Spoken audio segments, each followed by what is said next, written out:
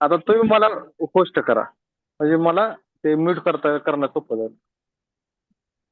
ठीक आहे. तर या ठिकाणी आपण ध्रुव महाराजांचा कथा ऐकत होतो, तर क्षमा करा मीडियाच्या प्रॉब्लेममुळे. तर ध्रुव महाराजांचं बघा, या ठिकाणी जसं मी सांगत होतो की त्यांचा उद्देश होता की ध्रुवलोक प्राप्त करायचं. जेव्हा ते तपस्या करायला सुरुवात केले, जेव्हा भगवंतांची भक्ती करायला सुरुवात केले, तर त्यांचा उद्देश पूर्ण बदलून गेला. पहिल्या श्लोकमध्ये सांगतात की भगवंत, हे माझे हात पाय हे कान जे आहेत हे तुझेच आहे, तुझ्या शरणामध्येच मी आणलेलं आहे, तर याचा उद्देश आहे फक्त तुझं सेवा करणं. तर खाली सांगतात की हे जीवन जे आहे, विषयाबद्दल जे आसक्ती आहे, हे विषयाबद्दल प्रेम आहे, हे सर्व काय आहेत, नरकाचे द्वार आहे. हे नरक लोकमध्ये पण भेटतात. हे केल्याने आपण नरक लोकमध्येच जातो. तर भगवंता मला हे काय नको. आणि जो मनुष्य हे ह्याच्या प्राप्तीसाठी जर तुझं भक्ती करत असेल, तर त्याला काय म्हणतात इकडे, बुद्धी अवश्य ही मायाद्वारा ठगी गई आहे. तर मायाद्वारे ते पूर्णपणे भ्रमित आहे, तो मायाच्या पूर्ण आधीन गेलेला आहे. त्यामुळे तो तुझी भक्ती करून देखील ह्या भौतिक जगातील गोष्टींची अपेक्षा ठेवतो. तर आपल्याला देखील हे जे ध्रुव कथा यामध्ये खूप समजून घेण्यासारखं आहे. तर आपण भगवंतांची भक्ती करतो काहीतरी अपेक्षा ठेवून, त्यामुळे प्रत्येक वेळेस आपल्याला दुःख येत राहतात. जसं साधूची व्याख्या शास्त्रामध्ये सांगितलं गेलं की साधू कसे असतात, त्यांना काय अपेक्षा नाहीये, त्यांचा उद्देश एकच आहे, काय आहे, भगवंतांची प्राप्ती. जाहे विधी रखे राम ताहे विधी रहिये, महलों में रहे या झोपडी में वास दो. तर हे भगवंत कृष्ण, हे राम जर मला झोपडीत राहायला सांगितले तरी देखील मी खूप आनंदित आहे आणि मी त्यांची भक्ती करणार. जर हे भगवंत मला महलमध्ये पण जरी ठेवलं ना, तर माझा जीवनाचा उद्देश ही भक्ती करण्याचा आहे. तेच आपल्याला ध्रुव महाराज देखील सांगतात. आपण चुकीची अपेक्षा ठेवून भगवंतांची भक्ती करतो आणि ते जे दुःख आहे ते आपल्याला भोगावं लागतं. तेच या पुढे एक श्लोक आहे, त्या स्क्रीनवर तुम्हाला दिसत असणार. तर इथं देखील तेच सांगितलेलं आहे की पत्रम नैव यदा करील विटपे, दोषो वसंतस्य किम, नो लोकोऽप्यवलोकयते यदि, दिवा सूर्यस्य किम दूषणम. या ठिकाणी सांगतात की करीला करीला म्हणून एक झाड आहे, त्याला खूप सारे काटे असतात, त्याला पानं येत नाहीत.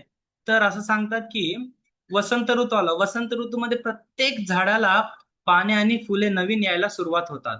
तर असं म्हणतात की वसंत ऋतू आलं तरी या झाडाला पानं आले नाही, तर ह्यामध्ये वसंत ऋतूचा दोष काय?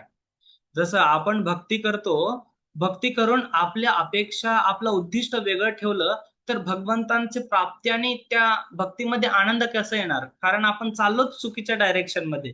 तसंच हे पण एक्झाम्पल तसंच आहे, या ठिकाणी पण तेच म्हणतात की हे झाडच काटेरी झाड आहे, याला पानाची अपेक्षा कसं ठेवणार.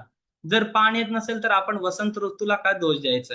वसंत ऋतू आला तरी देखील या झाडाला पान आले नाही. आणि पुढे सांगतात की यदि उल्लू को दिन में दिखाई नहीं देता तो इसमें सूर्य का क्या क्या दोष. जे घुबड असतं त्याला दिवसा दिसत नाही, त्याला फक्त रात्री दिसतो. त्याला दिवसा दिसत नाही म्हणून सूर्याचं काय दोष आहे का? नाहीये, ते त्याचा गुणधर्म आहे. त्यामुळे आपण भक्ती करतो, आपल्याला सुख भेटना, भगवंत प्रत्येक वेळेस कष्ट देत आहेत. अरे आपण जर जीवनाचा उद्देश करेक्ट ठेवून आपण भक्ती केलो, तर आपल्याला संसारातील दुःख जरी भेटले ना, त्या दुःखात देखील सुख भेटतं, कारण आपण भगवंतांचं निष्काम भावनेने आपण भक्ती करतो. तर आपल्याला जर भगवंतांच्या धामात, गोलोक धामात जायचं असेल, तर कोणासारखं दृढ पाहिजे, ध्रुव महाराजांसारखं दृढ पाहिजे. जसं त्यांचे स्वतःचे जे सौतेली आई आहे, ती जरी त्यांना असं टोचून बोलणं, खूप अपमानित केलं, तरी ध्रुव महाराज दृढ राहिले आणि त्याच्या शब्दांवर लक्ष दिले.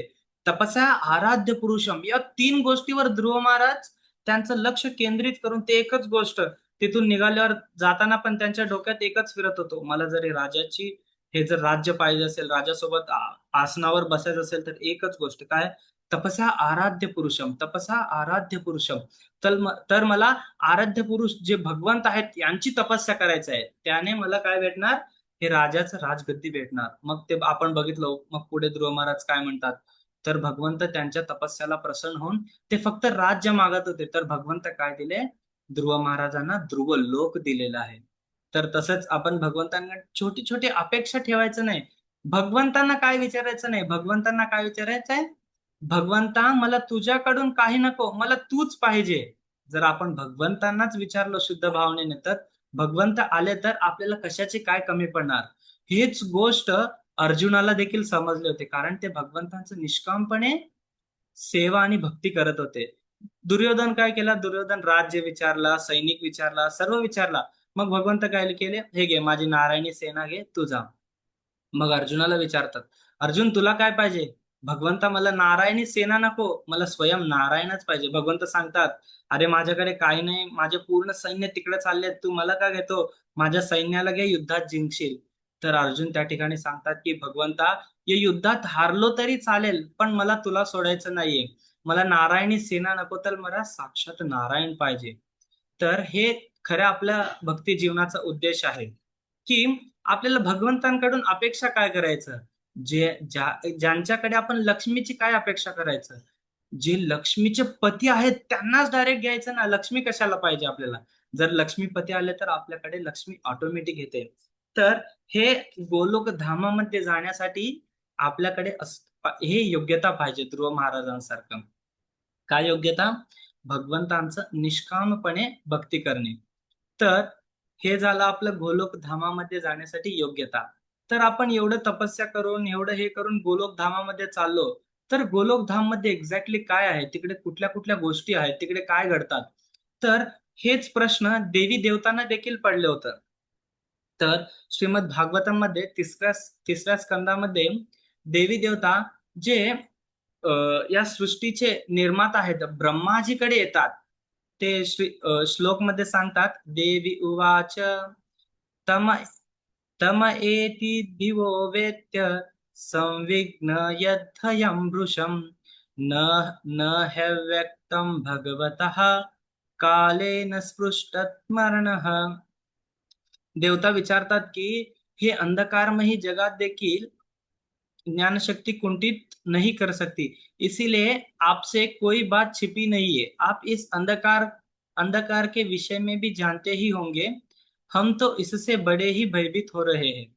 देव देव जगद्दात लोकनाथ शिखामणे परेशाम परेशाम त्वां भूतानामासि भाववित. देवी देव, आप जगत के रचयिता और समस्त लोकपालकों के मुकुटमणि है. आप छोटे बड़ी सभी जीवों का भाव जानते. तर या ठिकाणी देवी देवता ब्रह्माजींना विचारतात, या सृष्टीत प्रत्येक गोष्टी तुम्हाला माहित असतात, तर आणि तुम्ही काय आहात? या सर्व लोकांचे निर्माता आहेत, मुकुटमणी आहेत. आणि पुढे सांगतात की नमो विज्ञान वीर्याय माय एद मुपेयशो गृहाती गुणभेदाय नमस्ते व्यक्तियोनये. देव, आप विज्ञान विज्ञान बल संपन्न है, आपसे माया से ही यह चतुर्मुख रूप और रजोगुण स्वीकार किया किया है. आप उत्पत्ति वास्तविक कारणों के कोई नहीं जान सकता, हम आपको नमस्कार करते हैं. तर या ठिकाणी देवी देवता ब्रह्माजींना प्रत्येक गोष्ट सांगतात, त्यांची स्तुती करायला लागतात. देवी देवता ब्रह्माजींची स्तुती करतात की हे सृष्टीचे निर्माता तुम्हीच आहात, तुम्ही चतुर्मुखी ब्रह्मा आहेत, तुम्ही रजोगुण हे जे 3 गुण आहेत, या 3 गुणांच्या पलीकडे आहात. तुम्ही जे भगवंत सर्व गोष्टींचे कारण आहेत, त्या कारणामध्ये तुम्ही एक कारण आहात. तुम्ही भगवंतांचे खूप जवळचे अंश आहात. भगवंतांच्या नाभीतून तुम्ही प्रकट झालात. तर तुम्हाला गोलोक धामाबद्दल माहित असेल. तर हे देवी देवता ब्रह्माजींनाच का विचारतात? तर श्रीमद भागवतम मध्ये हे जे वैकुंठ वर्णन म्हणून जे अध्याय आहे, याच्या अध्यायाच्या अगोदर ब्रह्माजी वैकुंठामध्ये जाऊन परत येतात. त्यामुळे हे देवी देवतांना माहित होतं की जे वैकुंठ भगवंतांचं धाम आहे, गोलोक धाम, ह्याचं दर्शन फक्त ब्रह्माजीच घेतलेलं आहे. तर आपण काय करायला पाहिजे? ब्रह्माजींकडे येऊन ब्रह्माजींचं स्तुती करून त्यांच्याकडून हे वैकुंठ गोलोक दिसायला कसं आहे, त्याच्यामध्ये काय काय हे विचारायची उत्कंठा खूप देवी देवतांना असते. तर ते येऊन ब्रह्माजीकडे प्रार्थना करतात. तर हे जे सर्व आजचं जे सेशन असेल, ते शास्त्रामध्ये खूप डीप श्लोक आहेत. तर आपल्याला हे जे श्लोक समजत नसेल, तरी देखील आपण जरी कानाने ऐकलो ना, तर ह्याचं जे पुण्य फळ आहे ते आपल्याला भेटतो. त्यामुळे आपण या शास्त्रातील श्लोक पाहूया. तर पुढे ब्रह्माजी सांगतात आणि आता ब्रह्माजींना विचारतात देवी देवता. तर ब्रह्माजी ब्रह्मसंहितेमध्ये एक श्लोक सांगतात की गोलोक नाम्नि निजधाम्नि तले च तस्य देवी महेश हरिदाम सुतेषु तेषु ते ते प्रभाव निचया विहितश्च येन गोविंदमाधिपुरुषं तमहं भजामि। इस भौतिक सृष्टि में सबसे नीचे देवी धाम है, उसके ऊपर महेश धाम और फिर हरिधाम है। इन सब के ऊपर भगवान श्री कृष्ण का निज धाम गोलोक वृंदावन है। मैं आदि पुरुष उन श्री गोविंद भगवान का भजन करता हूँ, जिन्होंने इन सभी लोकों के अधिष्ठाती देव को शासन करने का अधिकार प्रदान किया है। तर आता पहिल्यांदा देवी देवता ब्रह्माजींची स्तुती गायल्यात, तर ब्रह्माजींना प्रश्न विचारतात. तर आता ब्रह्माजी बोलायला सुरुवात करतात. हे ब्रह्मसंहितेतील 16वा श्लोक आहे. या ठिकाणी ब्रह्माजी सांगतात की हे जे गोलोक, हे जे वैकुंठ आहे ना, हे कुठे आहे?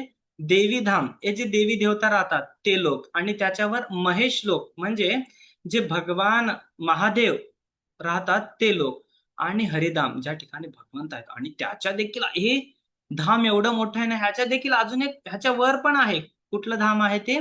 गोलोक वृंदावन आहे. ते ब्रह्माजी सांगतात. कारण ब्रह्माजी स्वतः हे सर्व गोष्टींचं दर्शन घेऊन येऊन या श्रीमद भागवतम मध्ये वैकुंठ वर्णन करतात.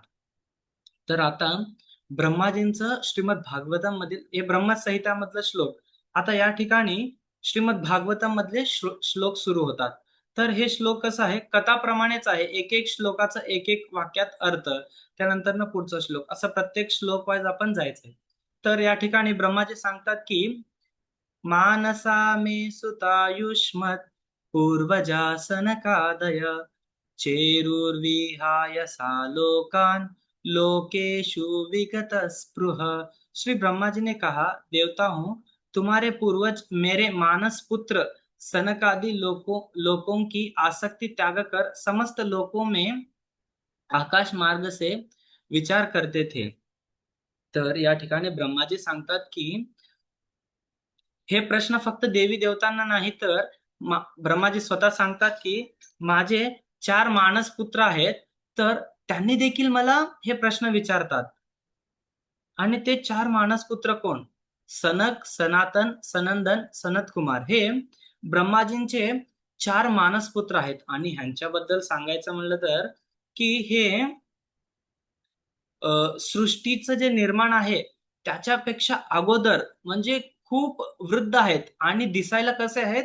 नवयौवनमचे. जसं भगवंत प्रत्येक वेळेस 16 वर्षाचे असं यंग युथ दिसतात, तसंच हे 4 सनकाधिक ऋषी पण हे किती 5 वर्षाचे छोटे बालक, आणि हे जे नग्न रूपात असतात, फक्त कोपिन धारण करतात. हे देखील भगवंतांच्या वैकुंठ दर्शनाबद्दल त्यांना देखील माहिती हवी असते. तर ते त्यांना देखील माहिती आहे की भगवंतांच्या गोलोक धामात काय काय आहे, वैकुंठामध्ये काय काय आहे, वैकुंठ काय आहे, हे सर्व प्रश्न पहिल्यांदा कोण विचारतात? सनकादी ऋषी मुनी. तर बघा, हे भगवंतांच्या धामाबद्दल प्रश्न पडणं, भगवंत कसे असतात, भगवंतांचा धाम काय असतो, हे कोणाला प्रश्न पडतात? भगवंतांचे शुद्ध भक्त. तर आजच्या सेशनचा पण उद्देश तेच आहे. आपण या भगवंतांच्या धामाबद्दल ऐकतोय म्हणजे आपल्याला देखील आपल्यावर पण भगवंतांची कृपा झाल्याशिवाय आपण हे गोष्ट ऐकू शकत नाही. कारण हे आपल्या शास्त्रामधील खूप गुह्य श्लोक आहेत. हे खूप काही सेशनमध्ये, लेक्चरमध्ये तुम्हाला ऐकायला भेटणार नाही. हे खूप म्हणजे डीप मधले श्लोक आहेत. हे आपण ऐकतो म्हणजे आपण खूप भाग्यवान आहोत. आपण या कथेला आलो नाही, भगवंतांनी आपल्याला या कथेमध्ये येण्यासाठी भाग पाडले, सिलेक्ट करून ठेवलेलं आहे. ह्या संसारात खूप जण, आता या सेशन मध्ये पण खूप जण यायचे, आता फक्त 29 लोक आहेत. तर आपण खूप भाग्यवान आहे की जे भगवंतांच्या धामाबद्दल ऐकण्यासाठी इकडे वेळ दिला. तर तेच सांगतात ब्रह्माजी. त एकदा भगवतो वैकुंठस्य मलात्मनः ययोर्वैकुंठ निलयम सर्वलोक मनस्कृतम।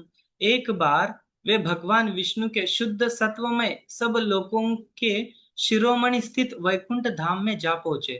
तर ब्रह्माजी सांगतात की हे जे सर्व लोक आहेत, आपण सध्या भूलोकामध्ये आहे, ह्याच्या वरचे 7 लोक, ह्याच्या खालचे 7 लोक, हे 14 भुवन सोडून ह्याच्या वर भगवंतांचं गोलोक धाम आहे आणि मी त्या गोलोक धामामध्ये जाऊन आलो, असं कोण सांगतात? ब्रह्माजी वैकुंठाचं वर्णन करायला लागले.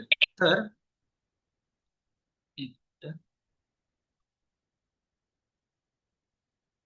तर पुढे सांगतात की वसंती यत्र पुरुषः सर्वे वैकुंठ मूर्तया ये ये अनो निमित्त निमित्तेन धर्मेणाराध्यायन हरिम.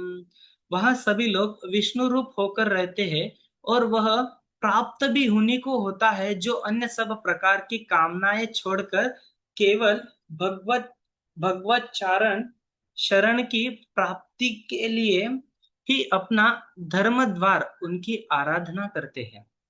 धर्मद्वारा.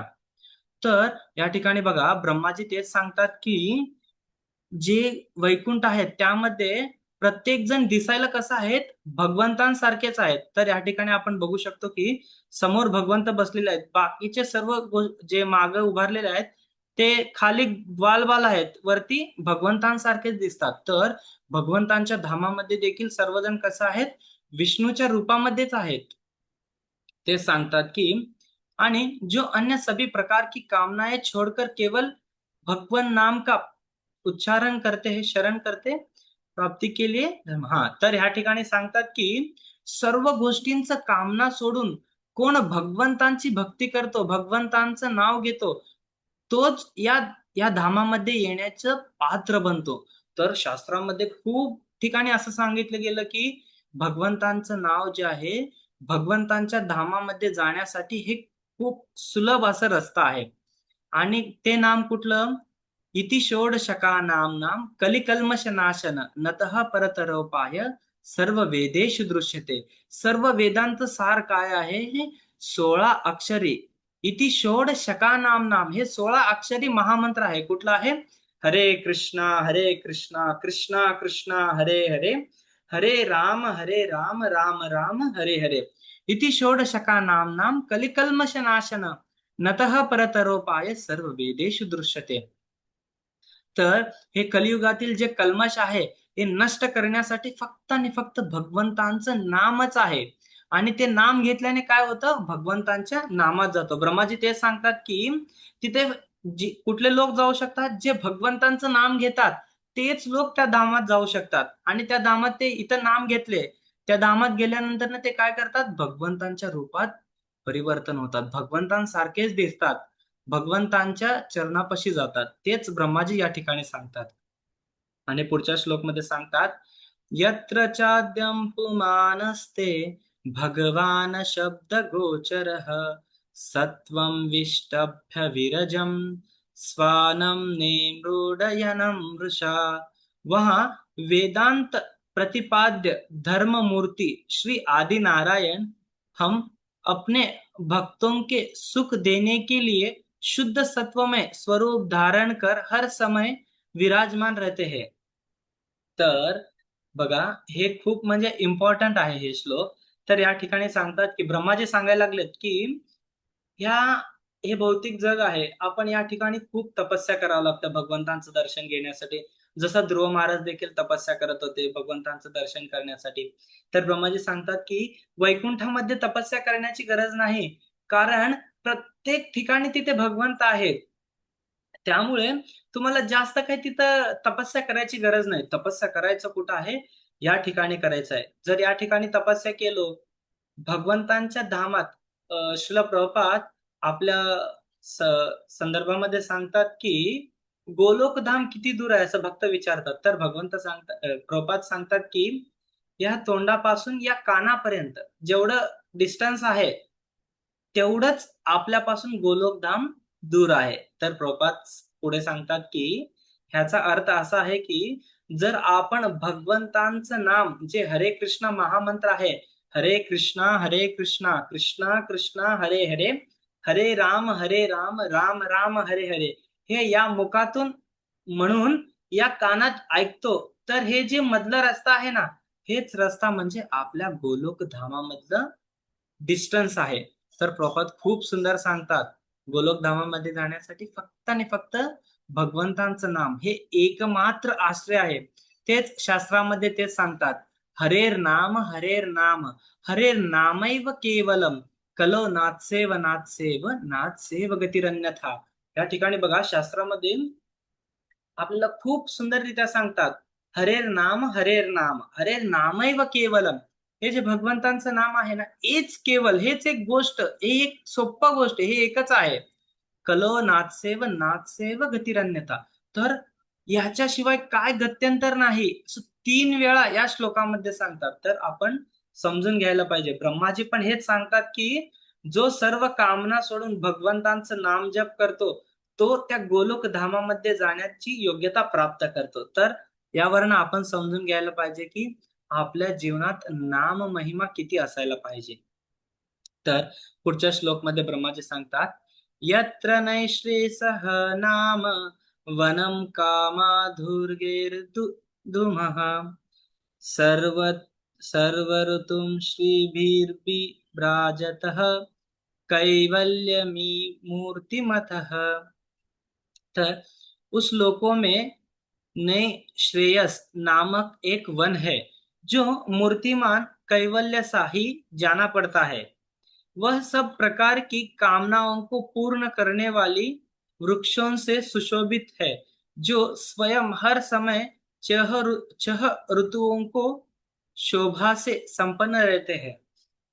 तर या ठिकाणी आता ब्रह्माजी त्यामध्ये जाण्यासाठी योग्यता काय आहे ते सांगतात, की आपण भगवंतांचं नाम घ्यायला पाहिजे. तर आता पुढच्या श्लोकमध्ये ब्रह्माजी सांगतात, की तिथे एक वन आहे. त्याचं नाव नैह श्रेयस नामक एक वन आहे. म्हणजे त्या नावाचं एक वन आहे आणि त्यात आपल्या सोप्या भाषा म्हणजे आपल्याला समजण्यासाठी त्या ठिकाणी काय आहे, कल्पवृक्ष आहेत. कल्पवृक्ष म्हणजे काय? तर आपण ते एक वृक्ष आहे. त्या वृक्षाच्या खाली आपण कुठली कामना करतो, ते पूर्ण होते. जसं की आपण या ठिकाणी म्हणजे कल्पवृक्षाच्या खाली बसून आपण तपस्या केलो, तर मला भगवंतांचं दर्शन घ्यायचंय, तर भगवंत प्रकट होतात. तर मग मला आता जेवण्यासाठी गुलाबजामुन पाहिजे, रसगुल्ला पाहिजे, तर त्या ठिकाणी प्रकट होते. तर मला श्रीमती राधाराणींचं दर्शन घ्यायचंय. आपण त्या कल्पवृक्षाच्या खाली बसून जर आपण याचना केलं, जर विचार केलं, तर ते कल्पवृक्ष ते आपली पूर्ती करते. तेवढं ताकद त्या कल्पवृक्षामध्ये असते.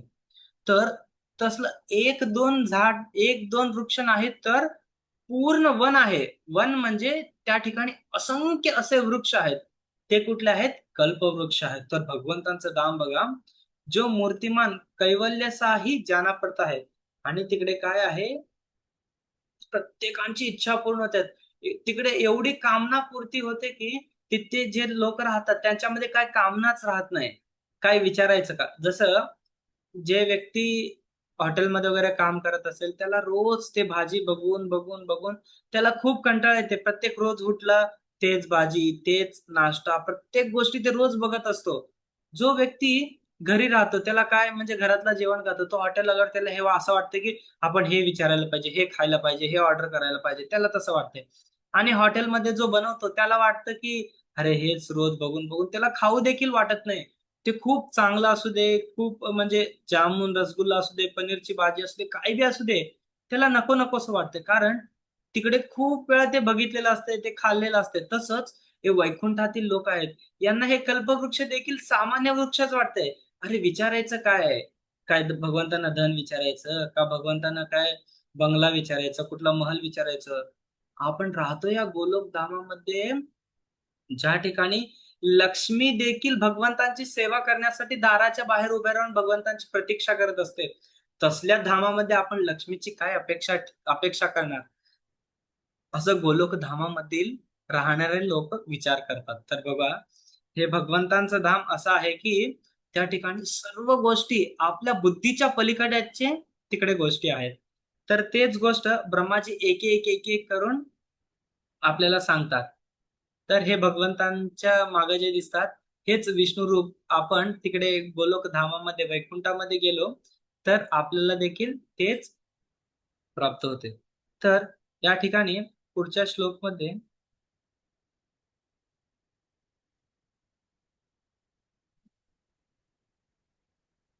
सांगतात. मिनिट हा.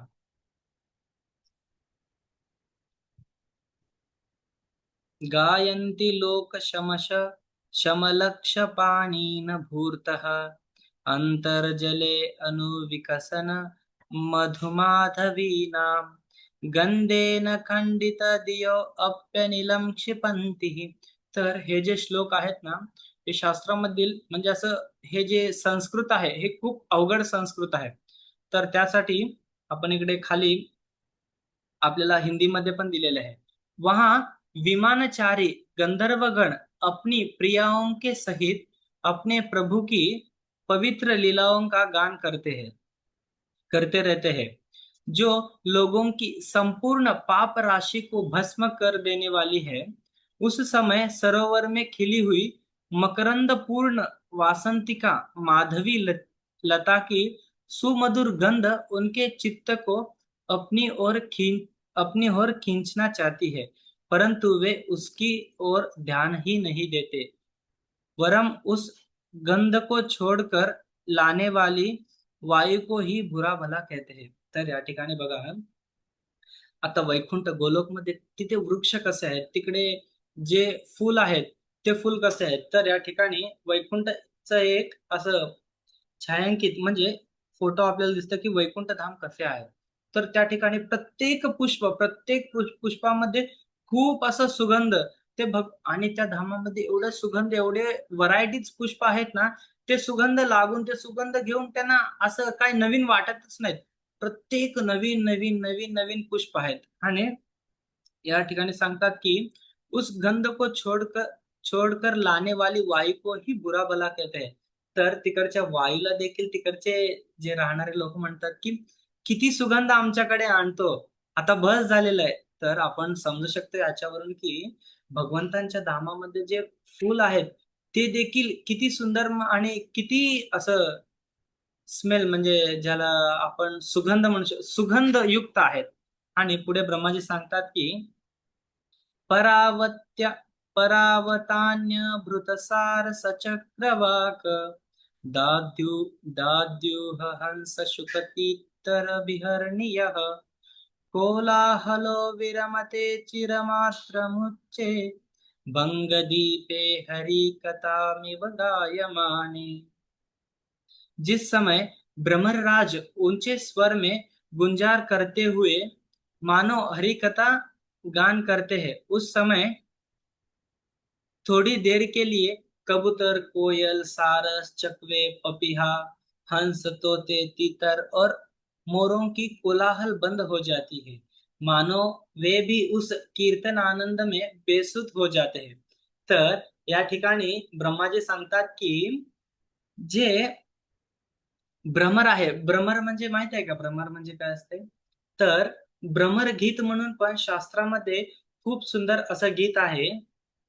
तर भ्रमर म्हणजे हिंदीमध्ये त्याला मधुमक्खी म्हणतात आणि आपल्या मराठीमध्ये मधमाशी म्हणतात. मधमाशीचं जे पंखाचा जे आवाज येतो त्याच्या आवाजाला देखील या भगवंतांच्या भक्तीमध्ये भ्रमर गीत म्हणलं गेलं. त्याच्या आवाजला पण गीताचा उल्लेख दिला. कशामुळे? कारण ते सध्या गोलोक धामामध्ये स्थित आहे. गोलोक धामामध्ये प्रत्येक होणारे गोष्ट हे भगवंतांच्या प्रेमपूर्ण भक्तीच मानलं गेलं. या भ्रमराच्या पंखाचा आवाज ऐकण्यासाठी कबूतर, कोयल, सारस, पपिहा, मोर, हंस प्रत्येक जण त्यांचा स्वतःचा आवाज बंद करतात. तर या गोलोक धामामध्ये बघा, जर कोणी भगवंतांबद्दल काही सांगत असेल तर त्यांची सर्व गोष्टी म्हणजे जर आता कसं आपले सिनियर लोक असलं तर ज्युनियर कोणी काही सांगत असेल तर त्यांना ऐकू असं वाटत नाही. तर ह्या ठिकाणी तेच सांगतात की जर आपल्याला भगवंतांच्या धामामध्ये जायचं असेल तर जरी ज्युनियर कोणी नवीन भक्त जरी सांगत असेल तर आपल्याला एक म्हणजे नियम काय आहे की जर ते भगवंतांबद्दल सांगत आहे तर तो नवीन असो, जुना असो, लहान असो, मोठा असो, आपल्याला जर भगवंतांच्या गोलोक धामामध्ये जायचं असेल तर आपल्याला भगवंतांची वाणी प्रत्येक वेळेस जर कुठं कथा चालू असेल तर आपण खूप प्रेमाने भगवंतांचं कथा ऐकलो तर आपण गोलोक धामामध्ये जाण्यासाठी योग्य बनतो. तर हे सर्व श्लोक अजून खूप सुंदर श्लोक आहेत. तर आपण या ठिकाणी भ्रमरगीत मध्ये गोपी खूप सुंदररित्या भ्रमरगीताबद्दल सांगतात. गोपीने कहा मधु तू बहुत कपटी आहे. तर हे भ्रमरगीतांचं वर्णन गोपी खूप सुंदर करतात. पण आपण हे गोलोक धामाबद्दल अजून एक श्लोक राहिले, ते श्लोक बघूया. यत् यत्संक यत्संकुलं हरिपदान् तीमात्र दृष्टः वैदुर्यमारकतहे मये मयैर्वीर्यमानः येषां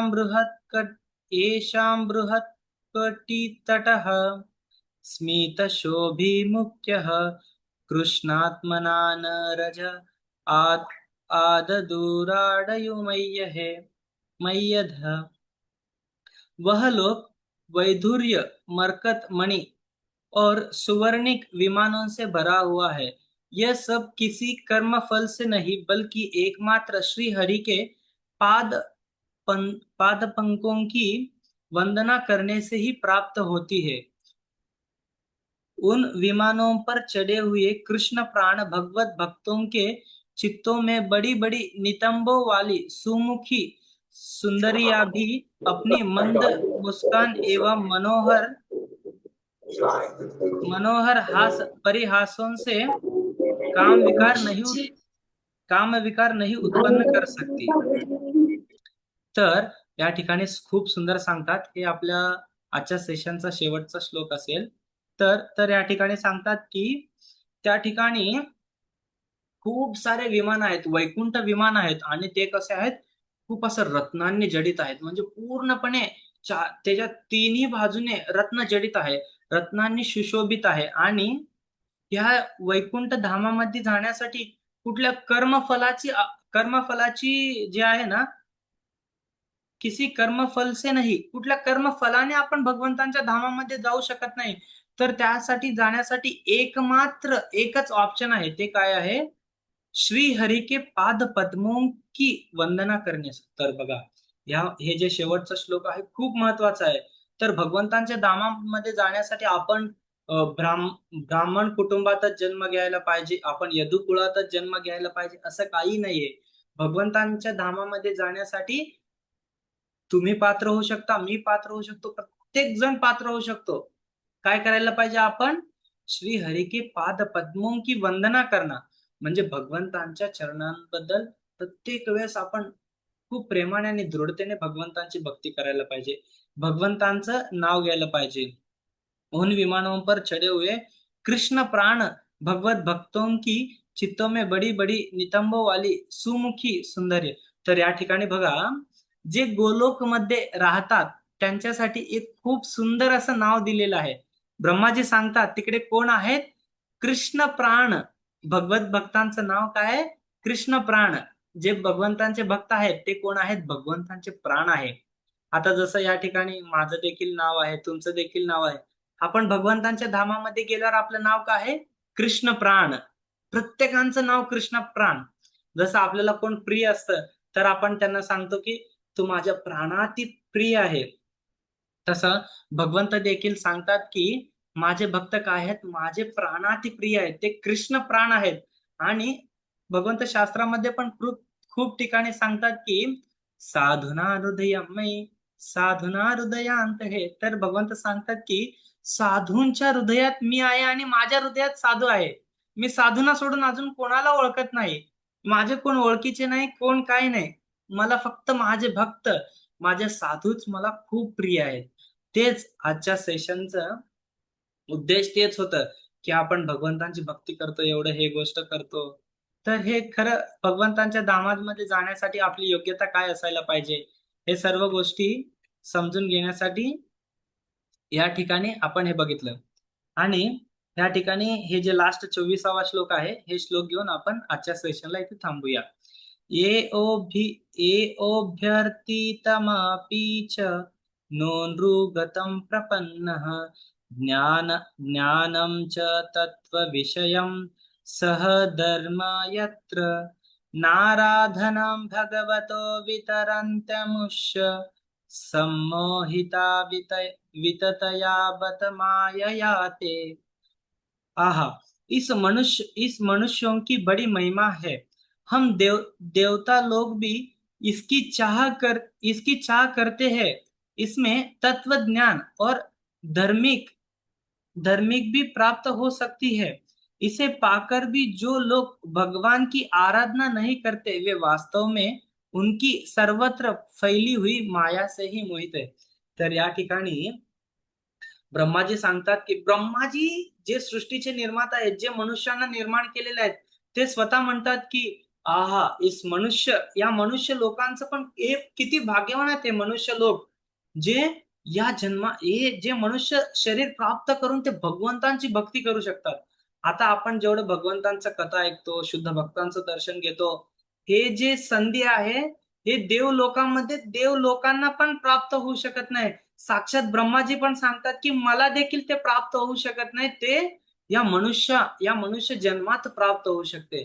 तर आपण देखील समजून घ्यायला पाहिजे की या मनुष्य जीवनाचा किती आपण सुंदररित्या भगवंतांबद्दल भक्ती करायला पाहिजे. हेच आजच्या सेशनचा उद्देश होता. आपण आजच्या सेशनमध्ये एकदम शॉर्ट मध्ये वर्णन करूया. तर पहिल्यांदा आपण गोलोक धामामध्ये जाण्यासाठी योग्यता काय पाहिजे. ध्रुव महाराजांचं कथा ऐकलो. ध्रुव महाराज कसे तपस्या केले. ते क्रोधित झाले, पण त्यांचं जे दिशा आहे त्या दिशाभूल नाही झाले. जसं सुरुची म्हणली की तपस्या आराध्य पुरुषम, त्या आराध्य पुरुषांची तपस्या कर. तसंच ते त्या गोष्टीवर ठाम राहिले. मग त्यांना काय झालं, साक्षात भगवंतांचं दर्शन झालं. आणि पुढे देवी देवता ब्रह्माजीकडे येऊन गोलोक आणि वैकुंठ वर्णन सांगण्यासाठी सांगतात. तर ते देखील याचना केले, शुद्ध भावनेने ब्रह्माजीकडे प्रार्थना केली. त्यांना वैकुंठाचं दर्शन झालं. वैकुंठामध्ये काय काय त्या सर्व गोष्टींबद्दल माहिती झालं. तसंच आपण पण प्रत्येक वेळेस आपल्यामध्ये पण इच्छा असायला पाहिजे की भगवंत कसं असतील, भगवंत आपल्या धामामध्ये कसं असतील. ते सांगतात की भगवंत त्या जे कल्पवृक्ष आहेत, जे भगवंतांचं राजस्थली आहे, त्यामध्ये भगवंत कसे उभारले असतील, भगवंत असे त्रिभंग ललित मध्ये उभा राहिले असतील का. तेच सांगतात की त्रिभंग देह सुंदरम नखदुती सुधाकरम अमूल्य रत्न भूषणम नमामि नंदनंदनम. तर भक्त शास्त्रामध्ये खूप सुंदर उल्लेख करतात. तर भगवंत गोलोक धामामध्ये त्या रास नृत्यामध्ये त्रिभंग रूपात उभारलेले असतील. त्यांच्या गळ्यामध्ये कौस्तुभ मणी असेल, ते खूप सुंदर दिसत असतील. असं गोलोक वृंदावन, गोलोक धामाचं वर्णन आहे. तर सेशनचं टाइम देखील झालेला आहे. तर उपस्थित सर्व भक्तांचं मी हृदयपूर्वक धन्यवाद देतो. आणि विशेषतः धन्यवाद श्रीमान विठ्ठलानंद प्रभू, जे प्रत्येक वेळेस माझी योग्यता नसताना प्रभूजी माझ्यावर कृपा करतात. आणि जसं आजच्या सेशनसाठी एक सेशन देण्यासाठी एक अर्धा एक तास बोलण्यासाठी खूप तयारी करावं लागतं. तसंच जर आपल्याला एक सेशन अर्धा एक तास बोलण्यासाठी एवढं तयारी करावं लागत असेल, तर विचार करा आपल्याला गोलोक धामामध्ये जाण्यासाठी आपण त्या योग्य बनण्यासाठी आपल्याला किती तपस्या करावं लागेल. त्यासाठीच आपल्याला हे शास्त्र दिलेले आहे. विठ्ठलानंद प्रभूंसारखे साधू आपल्यामध्ये आहेत. ते प्रत्येक वेळेस आपल्याला असं जसं झोपलेल्या माणसाला उठवतात, अरे तुझं स्टेशन आलंय, उठ, तुझं स्टेशन आता येत आहे, तू उठून तयार हो. तसंच हे भगवंतांचे भक्त आपल्याला प्रत्येक वेळेस आठवण करून देतात की हे जे मनुष्य जीवन आहे, कोणाला माहित नाही किती वेळ आपले राहिलेला आहे. प्रत्येक वेळेस ते आपल्याला आठवण करून देत आहेत. तू इथं राहून या जगाची चिंता नको करू. तुला विचार करायचा असेल तर कोणाची विचार करायचा आहे, भगवंतांचा विचार कर, भगवंतांच्या धामाबद्दल विचार कर. तेच आजच्या आपल्या या सेशनचा उद्देश होता. तर काही चुकलं असेल तर तुमचा मुलगा एक छोटा भाऊ समजून क्षमा करा. तर माझे परम आराध्य गुरुदेव आता विठ्ठलानंद प्रभू आहेत, ते पुढे मार्गदर्शन करतील. हरे कृष्णा कृष्णा कृष्णा हरे हरे, हरे हरे राम राम राम. राम. हरे कृष्णा. खूप सुंदर क्लास, आणि क्लास ऐकलं वैकुंठ जावं वाटते आपल्याला. तर आपल्या जीवनात लक्षच वैकुंठात जाणं बरं का.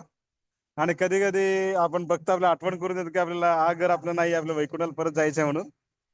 तर अंतर्यामी चैतन्य प्रभू जे आहेत, तर प्रभूजी खूप लहान वयातच कृष्ण भक्तीत आलेले आहेत आणि वयाने खूप मोठे पण आहेत, खूप छोटे आहेत, पण इतकं ज्ञान त्यांना आहे आणि नम्रता इतकं सुंदर आहे आणि इतकं म्हणजे खरं जसं भगवद्गीता म्हटलं की सुचनाम श्रीमध्ये की योगभ्रष्ट विजायते, गेल्या जन्म पुण्य केलेला योगी असतो तो वैष्णवाच्या घरी जन्म घेतो. तर पूर्ण परिवार कृष्ण भावनाभावित आहेत आणि एकदम एकदम सुंदर प्रल्हाद महाराज सुंदर भक्त आहेत ते आणि खूप गंभीर आणि खूप छान साधना भक्ती त्यांचं खूप सुंदर आहे आणि नावाप्रमाणे अंतर्यामी चैतन्य चैतन्य महाप्रभूंना आपल्या हृदयात नेहमी धारण करणारे. तर खूप धन्यवाद आणि असंच आपल्याला उत्साहवर्धन क्लासेस देत राहतील अंतर्यामी चैतन्य प्रभू. आणि प्रभूजीकडे विशेष सेवा म्हणजे आपलं जे झूम आहे ते झूम पूर्ण ते काय करतात, रेकॉर्डिंग करतात, मॅनेजमेंट करतात, खूप सेवा करतात बरं का. भले प्रभूजी आपले बीडचे नाही सोलापूरचे आहेत, सोलापूर असून सुद्धा बीडची सेवा खूप करतात, गोविंदची सेवा खूप करतात. तर खूप खूप धन्यवाद, अशी सेवा करत राहा आयुष्यभर गोविंदजींचा. आणि राधा गोविंदजी चरणी प्रार्थना की अंतर्यामी चैतन्याचं जे भवितव्य पुढचं जे जीवन आहे खूप कृष्णमय आनंदमय आणि भक्तिमय जावं हे चरणी प्रार्थना. तर सर्वांनी हरे कृष्ण मंत्र म्हणूया प्रभूजींना धन्यवाद देण्यासाठी. हरे कृष्णा कृष्ण कृष्ण हरे हरे, हरे राम राम राम हरे हरे.